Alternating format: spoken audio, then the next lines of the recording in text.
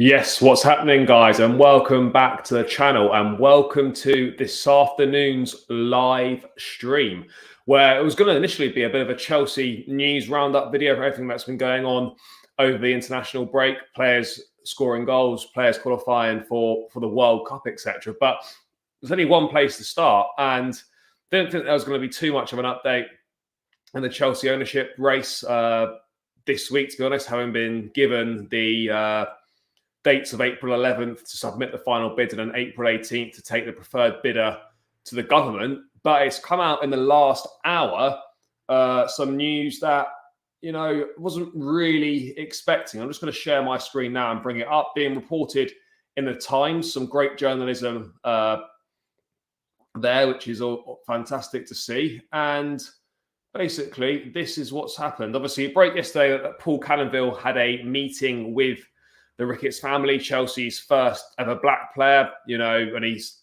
the words used, he gave them a grilling on their views on race, etc., things like that. But it's come out today, Times reporting exclusively in the last hour or so that rival groups bidding for Chelsea are angry at what they see as preferential treatment being shown by the club towards the Ricketts consortium.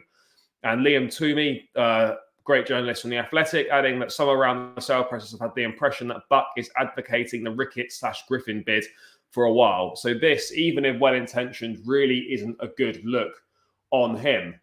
And it's certainly not. I mean, you cannot have an impartial bidding process and then you've actively got a member of, not just a member of Chelsea's board, the club chairman lobbying for the Rain Group, to the Rain Group on behalf of the Ricketts family, that he's kind of on board with their bid. There's no impartiality whatsoever.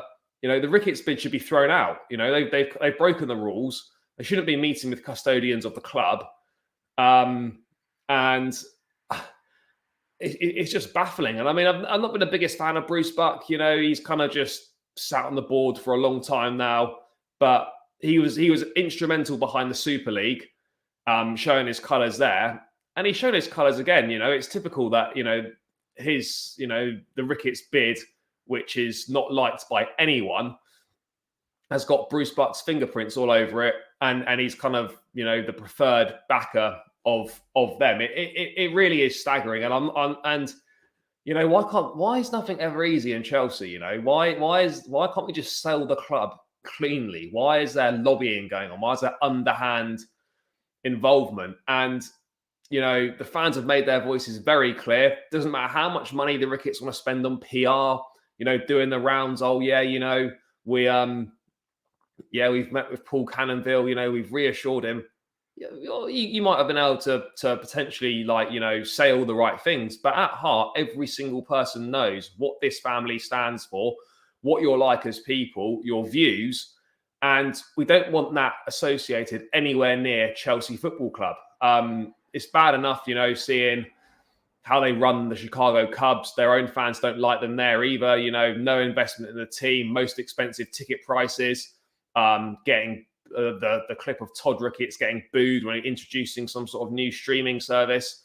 We just don't want that around the club. We don't want it associated with us, and we've got to do everything within our power to make sure this doesn't happen. As I said on this channel and other channels that I've been invited onto, it is far easier to stop these guys getting in the first place than it is to get them out. This is going to be between a $2.5 to $3 billion or pounds, whatever currency you're using, investment.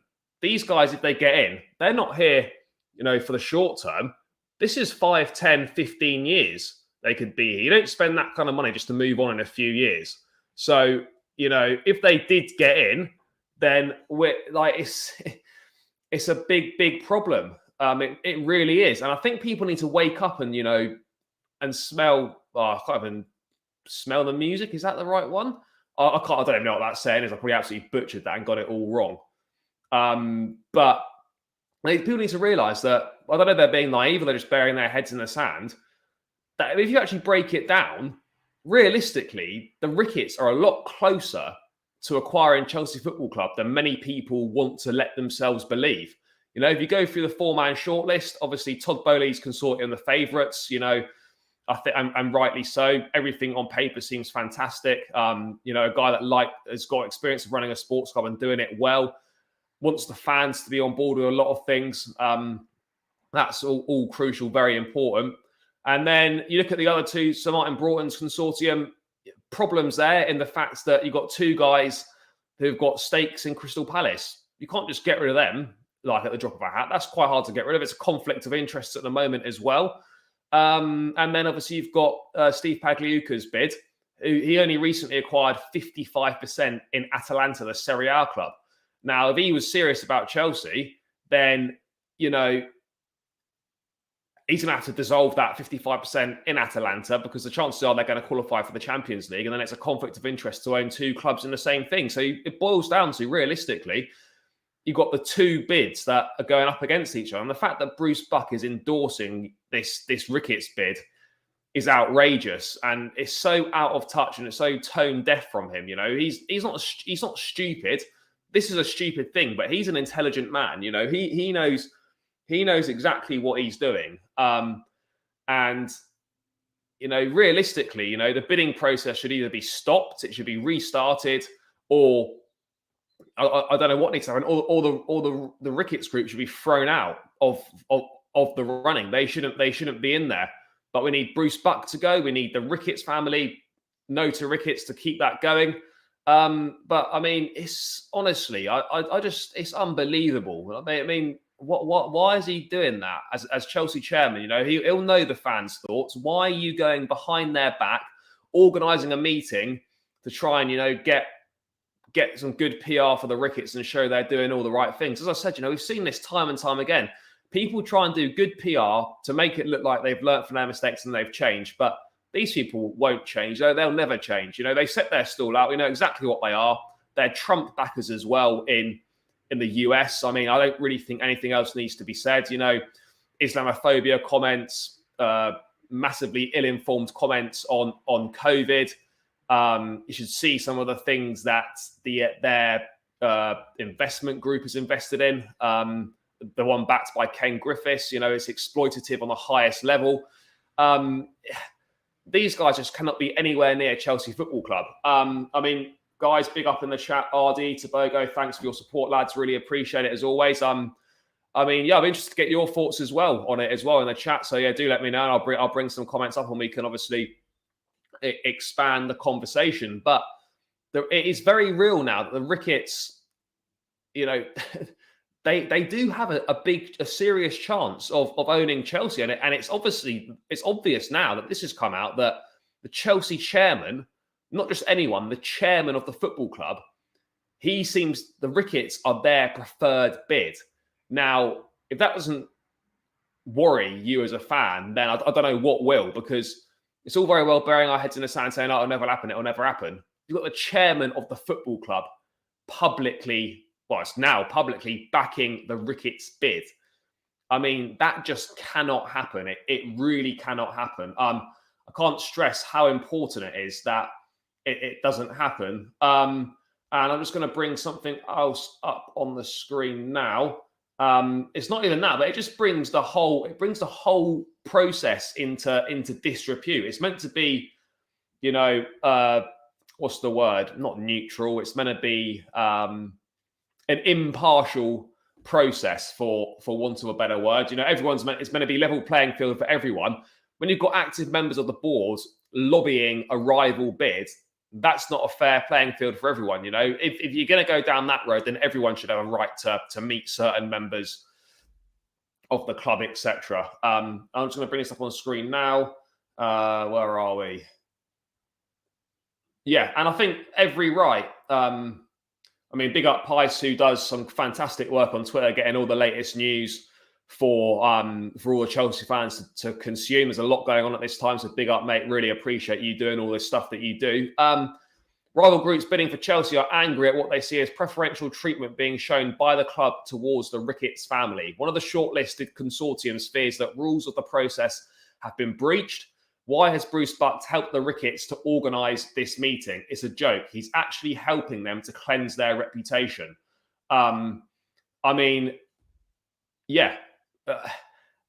every right to be very, very angry if you're part of Martin Broughton's consortium, if you're part of, or if you're Steve Pagliuca, or if you are obviously part of the Todd Bowley consortium as well, because this reeks of corruption or whatever you want to call it. It's just got Bruce Buck's dirty little fingerprints all over it. And the fact also, I mean, I've said on this stream and on this channel and on other channels, that I also believe there's a conflict of interest that the Rain Group and the Ricketts family have a personal relationship as well. I know people can say, "Oh yeah, but do you know what? It might not be a good relationship." It's clearly a working relationship, and that straight away is red flags and a big problem. What we got here, to be honest, if the Ricketts buys Chelsea Football Club, I'll blame the Chelsea board also. That's a good point. Two things here. The Chelsea board massively at fault, and the fans would never, ever forgive them for this. I don't see how, you could be in a position where if this were to happen, Bruce Buck could even stay. I mean, Bruce Buck's position after the Super League debacle was untenable. I don't know what it's going to be like now. I mean, he simply cannot continue as chairman. He has to immediately step down or be forced to resign or do whatever we can to get him out of the club, because he's a snake. He's gone behind everyone's back and he's snaked us, by organising this meeting and showing his cards. And then also the fact that, like, the Premier League fit and proper persons test, it's not fit for purpose. But with all the backlash surrounding the Ricketts, their views that have been very well documented, they're very public. You can look them up and see exactly what sort of people they are. I mean, how the Premier League could allow that to pass through either is beyond me. But yeah, I mean, nothing's ever easy with Chelsea. It's really difficult, and it's not good whatsoever. We've obviously got our first home game since the Newcastle game coming up against Brentford on Saturday. And, this is a perfect opportunity. I'm just going to share the screen now, that for fans going to make themselves heard, make their voices heard. A protest is being organised. I'm just going to bring it up on the screen now, do my bit. I know I'm only a small channel, but every little helps. Protest is being organised, reached out to support groups to no avail, and we can't afford to stand around any longer. I'll be calling on all YouTube, Twitter and IG communities to push this. A date and time will be confirmed on the poster tomorrow morning. Nonetheless, you shouldn't have to wait any longer to voice your feelings on the future of your club for the next 10, 20 years, which is what I've been saying. You don't spend 3 billion and, this is going to be like a couple of years and you move on. Whoever comes in is going to be in charge for a long, long time. And we've got to do everything we can do to make sure that the Ricketts get nowhere near this football club, to make sure that Bruce Buck is out. So, guys, if you go into the game on Saturday, obviously await more details. Make sure you follow Matisse on Twitter as well. I'm sure there'll be updates coming from his account. Do everything you can to protest. Make your voice heard, whether it's outside the stadium, before and after the game, whether it's during the game. Guys, we've got to do everything we can to make sure that this doesn't go ahead, because it is inexcusable that the Ricketts family can end up with Chelsea Football Club in their hands. We know exactly what they do. They just run things into the ground. We don't want the most expensive ticket prices. We don't want no investment in a playing squad. We don't want to be uncompetitive and just going through emotions. The Ricketts have got the capital, and on paper they tick a load of boxes. But the fact that, yes, they've got backing, they've got money, experience of owning a sports club. Whether they're running it well or not is another thing. They do have that experience, and I can see why they've made the shortlist. But at the end of the day, they should be nowhere near that shortlist. Conflict of interest, and it's now come to light that they kind of, I feel, breached, and many others will feel breached, that bidding process. They've had a secret meeting, which is not so secret now, to try and cleanse their reputation. They've got the Chelsea chairman on board championing their cause. It's an absolute mess, and it's an absolute disgrace. And as rival bidders, I'd be absolutely fuming. So, you've got to do what we can. It's so important that, you turn up to this process. I don't know when it's going to be. I might make the trip myself. I haven't got a ticket for the game, but if there's going to be an active process there, I need to be there and, do my bit and make sure that this club ends up in the right hands going forward, because this is a massive. This is one of the biggest decisions in the history of Chelsea Football Club. Just like 19 years ago when Roman Abramovich bought the club for 150 million from Ken Bates, we've taken it on. It's a global superpower now. This is just as important as when Roman took over all those years ago. We've got to get this right, and we've got to make sure that it gets into the right hands. And that's Todd Bowley's consortium, and you've got to make sure it ends up with him. So whatever you're doing, guys, Chelsea fans, before the game, on Saturday, after the game, during the game, every possible opportunity, make your voice heard. No to Ricketts, everything you can do, guys. We're all in this together. Now is the moment to really come together and all do our bit. You know, we don't stop now. This is where it gathers pace and things intensify, and we show that we mean business. Because if you shout loud enough, they'll listen to us. It's been proven with the Super League, and it will be proven with this as well. Big up, RD.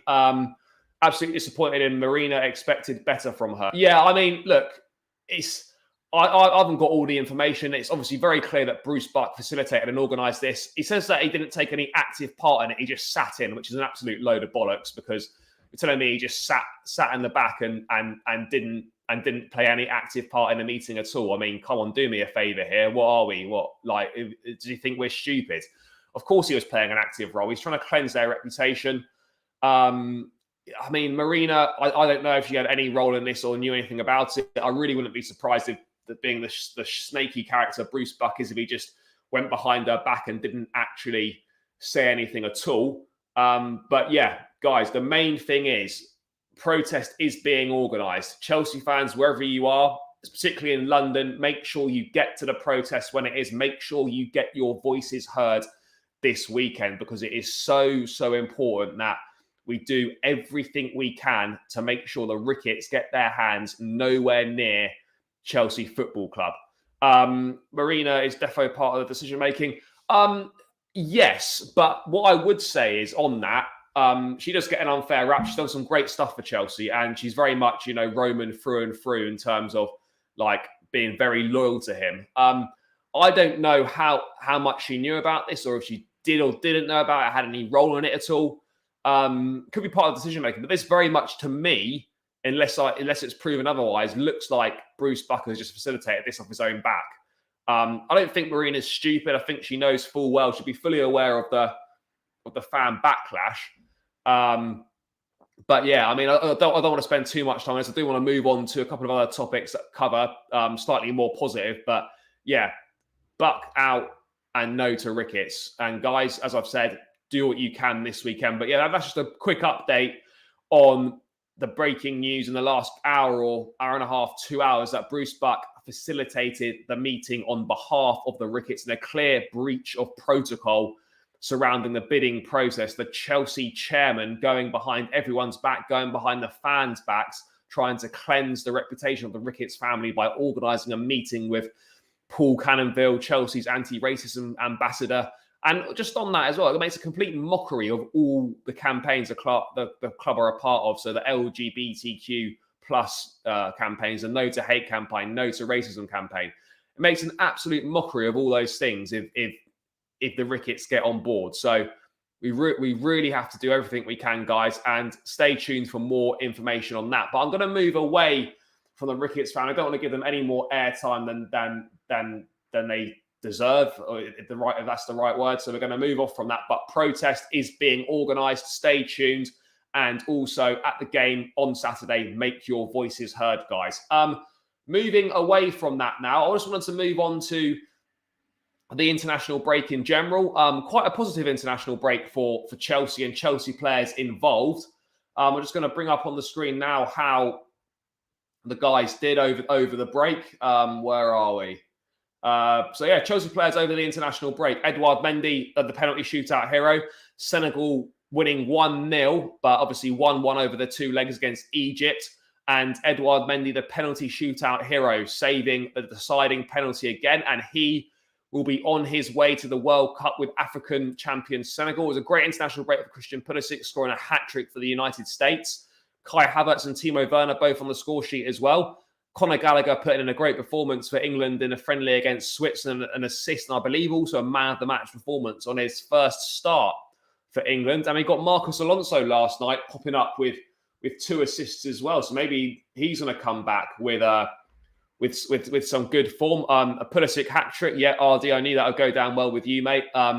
And Pulisic is really showing some very, very good form. I don't know if he's going to play on Saturday because it's obviously with all the travelling and stuff. Normally, after previous international breaks, he's tended to not start the first game back. He's either not been involved at all or he's been on the bench. So hopefully, because he's in a rich vein of form, so hopefully that can continue and he will play. Captain America doing bits, and he has really pushed on this season. You know, I'm happy to hold my hands up and say, do you know what? Look. I've been quite critical of Christian Pulisic, and the reason for that is he's got so much talent and so much ability, and I know what he can do. It's just so frustrating when you don't see it. But you know, he's really knuckled down. That ankle injury does seem to be behind, and he's having a favoured run in that left wing slot, and he's doing really well. He's definitely a confidence player. He's someone that needs to play, you know, consistent football, and when he's playing well, just keep playing him. There's another USA match today. I mean, is that RD? Is that a qualifier? Is that a friendly? I presume he's likely to be involved. So if that's tonight on a Wednesday night and we're playing Saturday at 3 with a time difference factored in and stuff, then you know, is he likely to play any part at all on Saturday? I mean, guys, RD, let me know your thoughts in the chat, mate. If the game's tonight, the time difference and stuff, is Pulisic likely to feature on a Saturday afternoon kickoff against Brentford? I mean, I'd be very surprised, but you never know. If he's fit to play, then I think we should play him because he's been in outstanding form. Let me just get rid of that and just bring up something on Edouard Mendy, who qualifying for his first World Cup, and it's actually quite remarkable that amazingly. Edouard Mendy hadn't even been capped for Senegal when the last World Cup happened in 2018.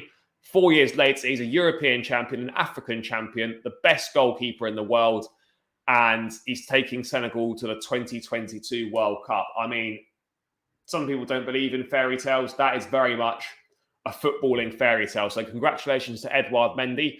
Chin up to Donnarumma. Unfortunately, not going to the World Cup. You can just sit at home and stare at that stolen Yashin trophy that you managed to get because everyone knows who the best in the world is, and it's that guy Edouard Mendy. So big up to Mendy. Fantastic achievement to get to the World Cup, and let's see what Senegal can do. So look, qualifier against Costa Rica. There's no way Pulisic's playing on Saturday then. Don't think he's going to play against Brentford. That's disappointing. Yeah, to be fair, they did do Salah dirty on the lasers. I mean, it was ridiculous. Like, literally. I mean, I don't even know how that's even allowed. But we see it quite a lot, particularly in African football. There's a lot of laser shining going on. You did see it in Europe, but that doesn't seem to be as much anymore.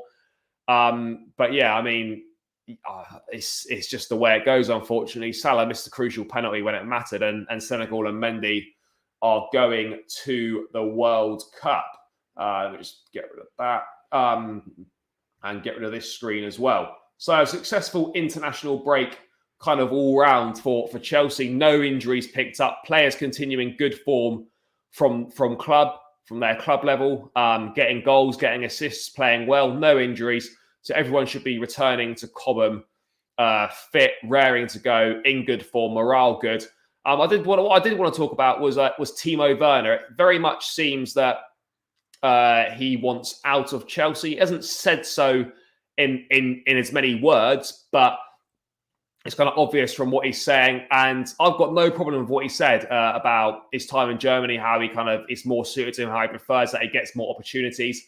Yes, I don't think anyone's disputing that. But the fact of the matter is he has also had opportunities at Chelsea and he's missed so many of them. The fact that the guy's got 1 goal and 1 assist in the Premier League this season, for someone at £50 million and meant to be a centre forward or an attacking player, that's inexcusably poor. There's no excuses for it whatsoever. And, you know, I think it's right. It's a natural parting of the ways. And I can't think, when it does happen, of a more amicable parting of a big money signing, moving on, having not delivered than this one. Everyone really loves the guy.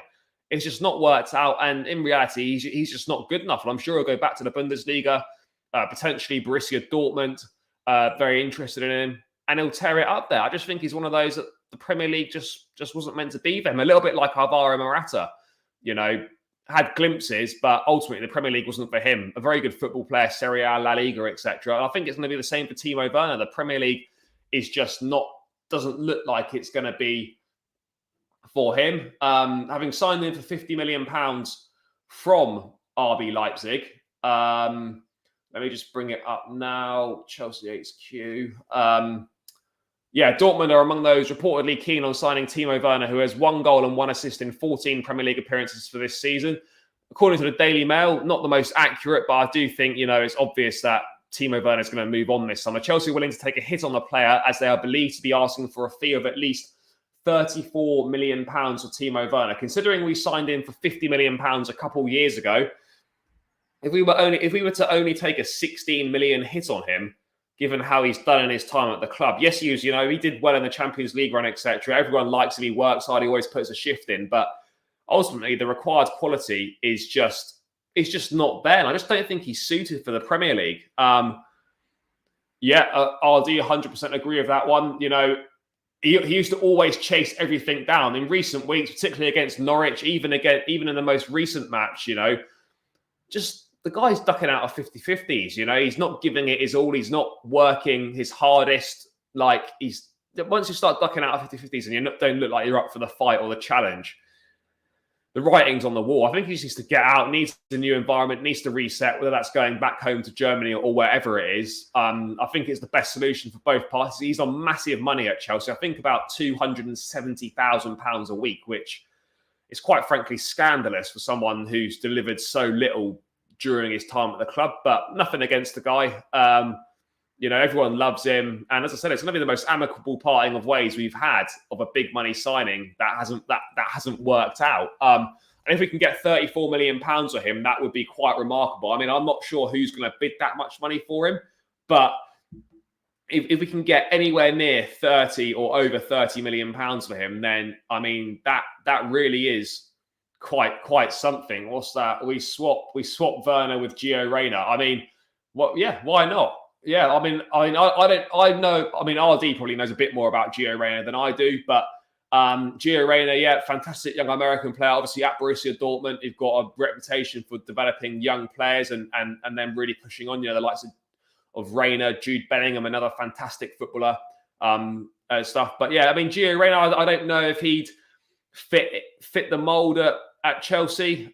He is a baller. I did see the clip of him doing an amazing dribble on international duty. I think it might have been against Panama. It could have been against Mexico. Not sure which one. I don't think Chelsea will be looking at Gio Reyna this summer. But having said that, he's a very talented football player. But yeah, Timo Werner obviously is going to be moved on. I think it's right for all parties involved. Get those massive 270 grand a week wages off the wage bill. And, we can look to reinvest that into potentially renewing certain players' contracts, whether that's Antonio Rudiger.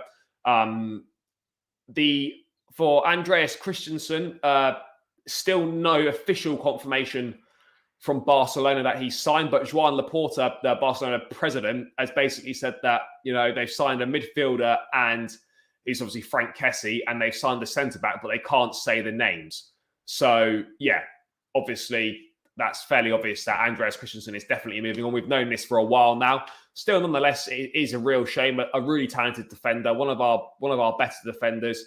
And it's just a shame we're going to get no money for him because he's a 50, 60 million pound football player and we're going to get absolutely nothing for him. But, players come and go. It's part and parcel of a football club. You don't begrudge anyone a new challenge. I don't think he's been unprofessional in the way he's gone about it at all. If someone wants to move on, they want to move on. That's life. It happens in all walks of life, all jobs, not just football.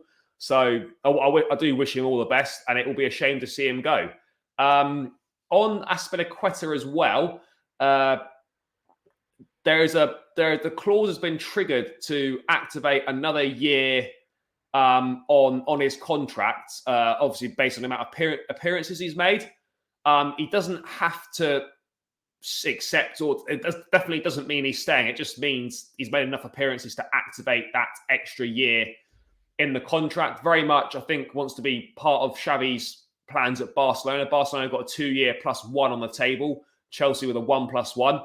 I don't know what's going to happen there. Obviously, that's not at the forefront of the club's mind at the moment, given the fact we can't actually do anything about these contracts until it's the ownership situation is sorted out.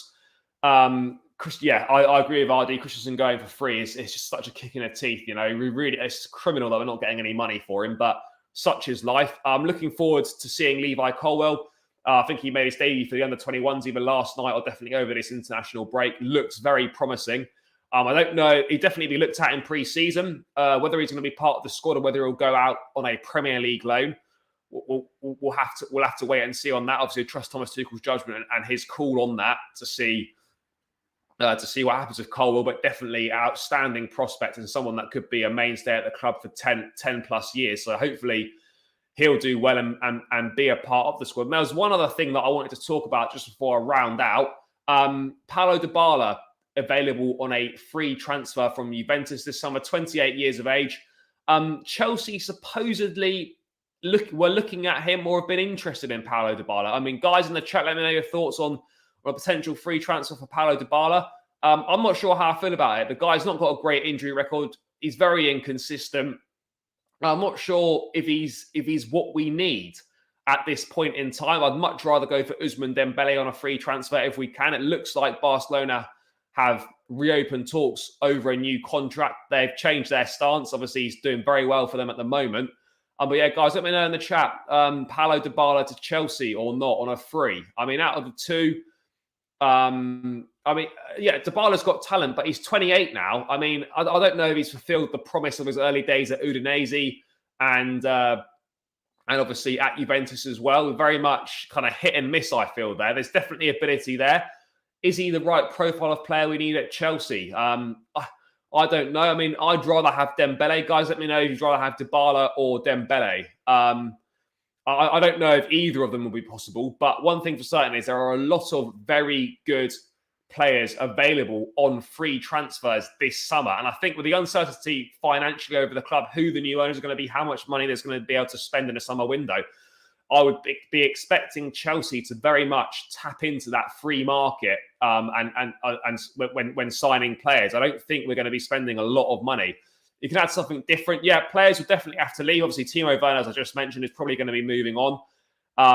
And if we sold Werner for 30 million and bought Dybala in on a free, I don't think we could really argue with that. I don't really know what his best position is. Does he play best in the front two? Is he best as a wide man? Is he a winger? Is he a 10? Like, I don't know where he'd fit in the system, but I'm sure we could find somewhere for him. I mean, Juventus did agree a fee of Tottenham a few years back for Dybala, obviously, but that didn't materialise. But I mean, yeah, look, very much on the transfers before I round out. Just on this point that Tobogo's raised, we scout young talent, unknown, tired signing players that already people know. I think that there's a balance to be struck, you know. We're not going to be able to make every signing an Edouard Mendy signing, but what we can do is be a bit smarter with how we recruit and how we scout. In that respect, you know, more looking at how Liverpool do things, perhaps. More signings from within the Premier League potentially, and just signing perhaps slightly more unknown players, bit of an unknown quantity, and taking a punt. We've got to find that balance between spending a lot of money on the player and also, you know, taking a punt on up-and-coming talent that people don't know an awful lot about, like Edouard Mendy. And you look over the years, you know, actually at Chelsea, the signings that have done the best have been the ones that have actually not come in for a lot of money. I mean, a big money signing when was the last big money signing that did well at Chelsea? You know, I can't really think. Kai Havertz, obviously big money, coming into some decent form at the moment, but it's too early to say whether that's money well spent or not because he's not been at the club long enough. Timo Werner was not money well spent. And you look at then, I mean, who else we got? Big money signings. Well, you'd say at the moment, Lukaku's not looking like £100 million well spent either. So yeah, big signings in Chelsea, you know, haven't traditionally gone that well. Yeah, Ardy, I'm a big fan of these guys. You make the point on Diego Jota. I think Daniel Podence or Pedro Neto, two fantastic players at Wolves. I really like Podence. I think he's done really well since he's coming from Olympiacos. Pedro Neto, a young, exciting if Burnley get relegated, love for us to sign Dwight McNeil. Yeah, I mean, Dwight McNeil's been linked with Chelsea before. If Burnley go down, then it's going to be a lot cheaper to get him than if they stay up. But yeah, I think we probably do need to take a look at players from what you would perhaps say slightly more unfancied clubs. Unfashionable clubs might be the right word there, you know, and perhaps slightly rethink how we go about doing business, getting that right blend of, you know, foreign players, blooding them with British players from the academy and from within the Premier League as well. And then signing players that are kind of unknown in that sort of 15 to 25, 30 million pound mark, like with Edouard Mendy. But it's going to require us to definitely be more sustainable as a club, tap into that free transfer market. Last one before I go, guys, in the chat, if you're still watching, Paul Pogba, thoughts on potentially a free transfer of him. It was reported that 2 Premier League clubs were showing an interest. I mean, realistically, you presume that one would be Newcastle with the money they've got. And I'd have to say Chelsea would be another one. I think Paul Pogba on his day is an unbelievable midfield player, one of the most talented players in midfield in world football. I think he's being suffocated at Man United. You know, he's scapegoated there. Things aren't going well. And a new challenge is what he needs. And I think he will be cooking if he goes somewhere like a Real Madrid or he goes to PSG. But I still think I wouldn't be opposed to Chelsea signing him. Is he the right profile of player we need in that midfield? I'd say yes, can make things happen. People say he's got a bad attitude, but I don't know if he does. I think he just gets blamed so easily. And I think he's one of those players that looks like he's not trying, but just by the way he carries himself on the pitch. But he's a world-class player. You only have to look how he plays for France alongside Kanté, Tchouameni. You know, the guy's a serious baller. And if we can get a free transfer, if we could do it, then I would not be opposed to it at all. I'd rather have a free transfer of Paul Pogba than spend over 100 mil on Declan Rice. But those are just my thoughts. But yeah, guys, thank you so much for tuning in. Thank you for getting involved in the chat. More likely to go to PSG. I mean, Mbappe is obviously going to do one to Real Madrid. That's all but done, I think, in my opinion. But you never say never. I mean, Pogba, PSG, Real Madrid, maybe Chelsea, who knows? But I wouldn't be against that at all. But yeah, guys, really important. Protest is being organised against the Ricketts family. If you are going to the game this weekend, make sure you make your voice heard before, after, during. Chelsea fans have got to unite and no to Ricketts. Make sure you're making your voices heard inside the ground, outside the ground, on the way to the game, on the tube, wherever it is. Do what you can. Stay glued to social. Stay tuned to the channel for more information on the protest that is being organised. And if you can get to that protest, please make sure you get there. Make your voices heard. This is going to be one of the most important moments in Chelsea Football Club's history, and we need to make sure the right guys get through the door at Stamford Bridge. Big up to everyone in the chat, RD, Tobogo, everyone else in the chat. Thank you so much for your support. Thanks for getting involved. Guys, I'll be back with a match review for Chelsea versus Brentford either tomorrow or Friday, so please do tune in for that. Please do smash a like on the video. Please do subscribe to the channel. Big yourselves up, everyone, guys. Up the Chelsea and no to Ricketts.